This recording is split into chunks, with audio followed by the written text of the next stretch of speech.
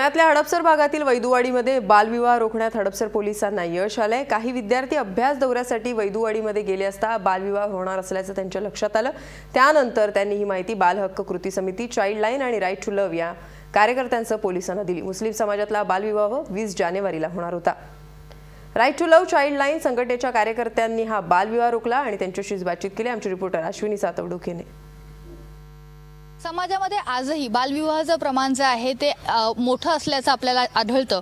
पुण्यामध्ये काल असाच एक बालविवाह जो आहे तो काही तरुणांनी एकत्र येऊन रोखलेला आहे। मुस्लिम समाजामध्ये होणारा हा बालविवाह होता। येत्या 20 तारखेला हा विवाह होणार होता, पण त्याची माहिती मिळताच काही मुलांनी एकत्र येऊन हा विवाह रोखलेला आहे। मयुरी, काय सांगशील, कशा पद्धतीने ही माहिती मिळाली आणि तुम्ही हा विवाह जो आहे तो रोखला? भारती विद्यापीठ नावाचं कॉलेज आहे, तिकडनं प्रोफेसरांचा मला फोन आला की त्यांचे स्टुडंट तिथे फील्ड वर्कला आहेत आणि सर्वेच्या निमित्ताने ते जेव्हा घराघरात फिरत होते तेव्हा त्यांना लक्षात आलं की या कुटुंबामध्ये लग्नाची तयारी सुरू आहे आणि या मुलीचा विवाह ठरलेला आहे। त्यांनी जेव्हा शिक्षणाबद्दल तिच्याशी गप्पा मारल्या तेव्हा ती म्हणाली की माझं तर आता लग्न ठरलेलं आहे, आता शिक्षण घेऊन काय मला उपयोग नाही। आणि त्यामुळे त्यांनी मला फोन केला। मी बाल हक्क कृती समितीची सदस्य आहे आणि त्या नात्याने मी या केसमध्ये सहभागी झाले।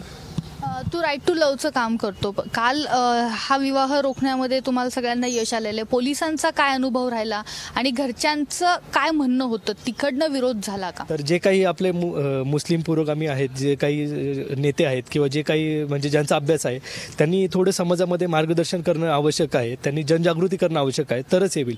इतर पोलिसांचं आम्हाला सहकार्य मिळालं, ते चांगलं मिळालं, चाइल्ड लाईनचं सहकार्य मिळालं, मात्र त्यांच्यामध्ये जनजागृती नसल्यामुळं अशा प्रकारच्या समस्या होत आहेत। ते बालविवाहासाठी पुढे येतात।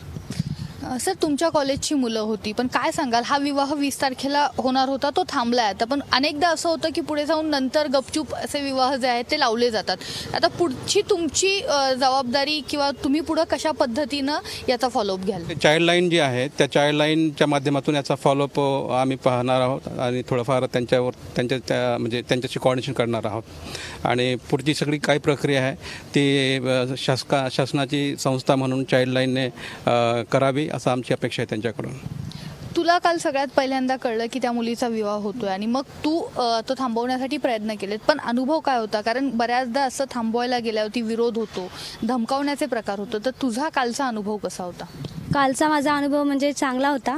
मयुरी ताई, आमचे कीर्तिराज सर, कॉलेजचे कोऑर्डिनेटर्स आणि माझे 2 फ्रेंड्स राजेश्वरी आणि गौरव, ह्यांचा मला खूप सपोर्ट मिळाला आणि त्याच्यामुळं आम्ही त्या मुलीला काउन्सिलिंग करून त्यांनी मुलाच्या घरी जाऊन काउन्सिलिंग करून हा विवाह आम्ही सोयीस्करित्या थांबवू शकलो।